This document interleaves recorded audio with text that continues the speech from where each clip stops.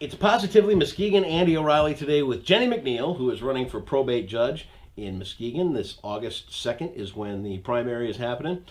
First of all, I'd like to touch on a subject about the fact that Jenny is a sponsor of this blog. Her law firm, Lattice Hoops and McNeill out here in North Muskegon, has been on since almost day one. Jenny had asked at some point if she could be an advertiser as a candidate, and I explained to her that all candidates are going to get equal time, no matter what race they're running for. Jenny agreed. She thought it was important as well that everybody got a chance to meet the candidates that are running, because it's a big deal. It is. Muskegon is in a time of transition right now, and I think that what I know of you and what you do out in the community, which we'll get into in a second, I think you're one of the people that see that change is coming. That's right. And things are really starting to turn around here in Muskegon. So for you to be a part of the blog as a sponsor, thank you. For you to be as gracious as to let all the other candidates on to say their piece, that's important too. Yes. But this race is a big deal. Yes. Start off talking a little bit about your background and what made you want to be a lawyer. Okay. Well, I've been practicing law now for 20 years. Is it 20 years? 20 years. I decided many years ago, I think it was my dad who kind of instilled sort of the desire to be a lawyer.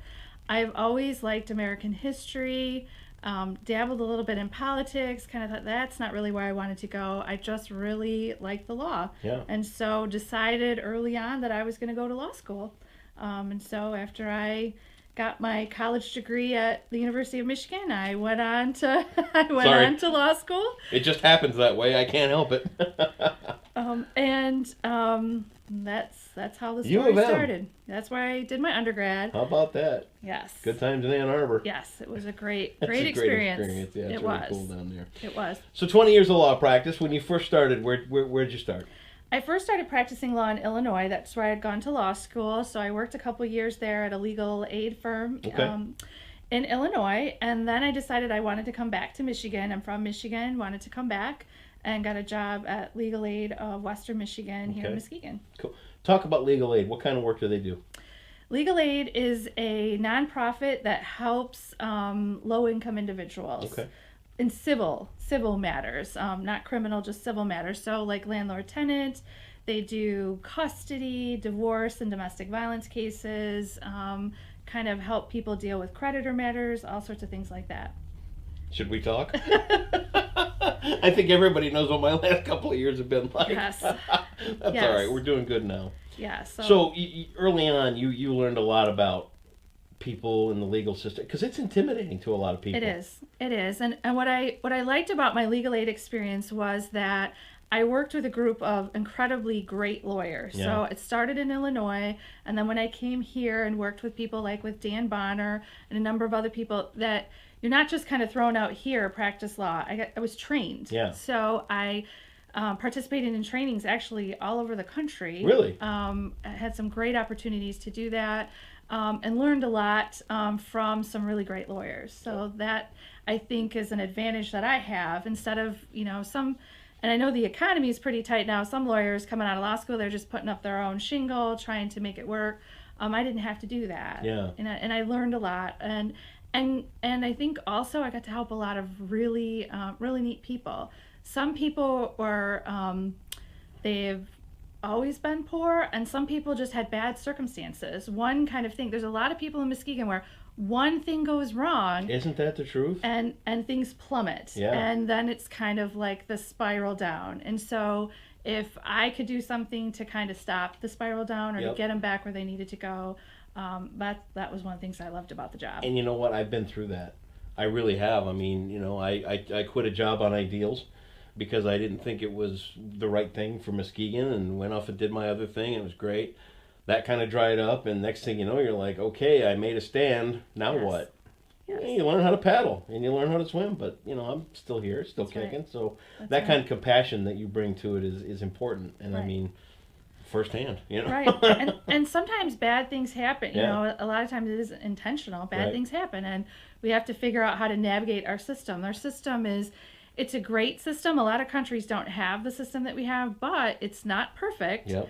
And if you don't know how to navigate it, or you can't afford an attorney, it can really, really create problems for yourself. It's intimidating quick. Yes. So all this compassion and everything that you've learned along the way, you Yes. want to put a robe on now and Yes. and take the next step. Yes. What's the inspiration? What's the inspiration? Well, I left legal aid in 2007 and came to work at Lattice Hoops McNeill Law, and I love doing it. I've got great law partners. They are great people.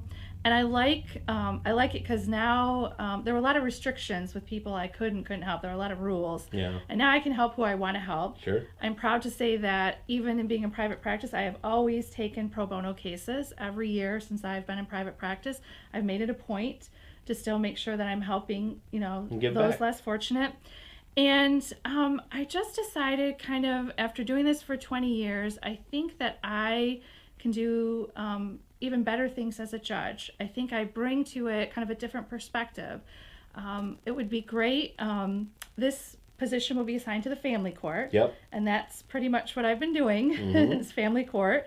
And it would be great to have a judge in there that's what they've done. They've practiced family law. I have represented all sorts of folks in this county. Poor people, rich people, men, women, children, grandparents. Because some of the stuff that you deal with, money doesn't really matter. I mean, unless it's a big alimony case, then ask the guy, because the money.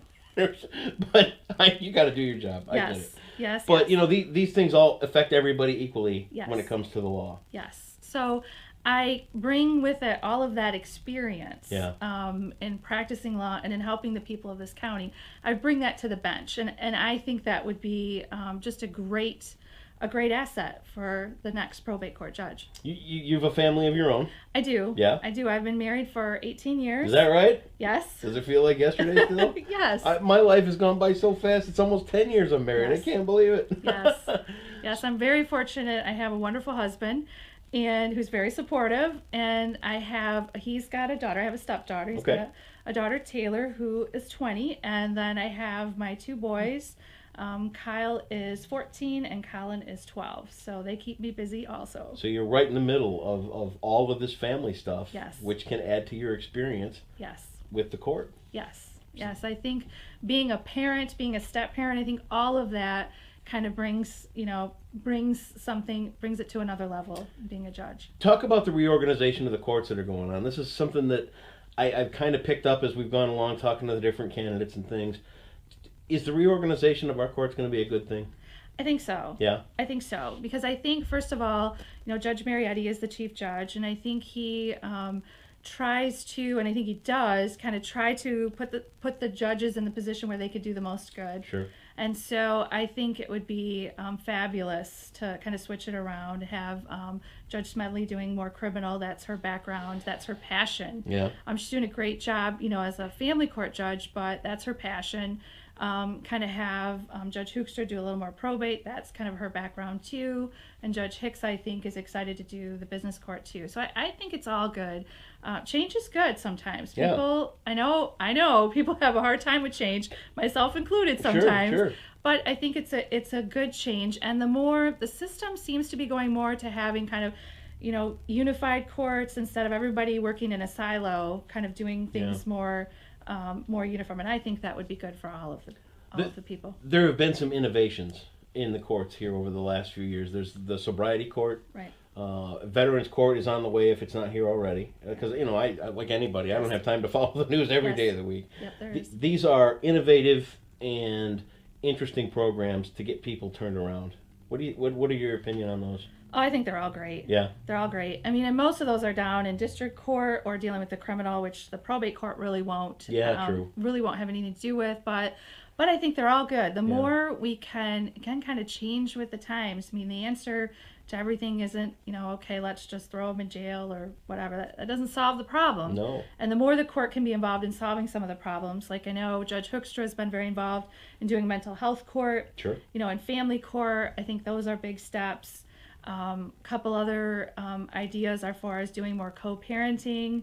That's the biggest struggle when you're dealing with divorces and custody, is how do these parents co-parent? And I see it myself with my clients or with their, the spouses or the other parent. These aren't easy things to tackle. No, and they don't know how to do it. Yeah. And most of the times, these are good people. They just don't know how they don't know how to do it. They don't know how to co-parent in two different houses. And so they don't know how to resolve their conflicts. And so that would be one of the things I would like to see more of. Okay, let's figure out how do we make this happen together, whether it's using more mediation, giving people the tools and skills that they need, so that get you two to bury the hatchet so the kid can be raised properly. Right. But and it's easy to say, but people, one of the judges many years ago had said to me, it was a judge, I think in Illinois, but I've heard it here too. He did criminal law, and he made the joke to me. He's like, well, if you're going to do family law, you're going to see people at their worst. In criminal law, I see people at their best. And that's true. I mean, they're going through, their emotions, their family is being pulled apart. Sure. And so they don't always make the best decisions.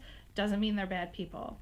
And so how can we help them get through the process would be what I would like to see. That's a great thing. Talk about some of the other things. What are you going to do to innovate? What am I going to do to innovate? Well, I think a lot of the things that I just said work with. I'd like to see more mediation. Yep. Also like to see us figure out ways to kind of make so that every experience isn't different. We have different judges do different things. Are there ways we can work together to kind of make the process the same? For example, down in Ottawa County and up in Oceana County, they have a holiday parenting time schedule. Can we do some of those things to make it easier for folks, again, to avoid the conflict? Sure. So, great things. You come knocking on my door. You're standing there. This is kind of the standard question we wrap up with. Okay. Give me your 30-second elevator speech. You got me right at the door. I'm Jenny McNeill. I'm running for probate judge. Take it away. I'm Jenny McNeill. I'm running for probate judge. I have 20 years experience doing family court. I've represented thousands of people in this county, and I would like the opportunity to help your family just as much as I've helped all of my other clients for the last 20 years. I bring to it the volunteerism. We kind of didn't talk too much about that. Well, yeah, if you want to. I volunteered in countless organizations in this town. I know. That's okay.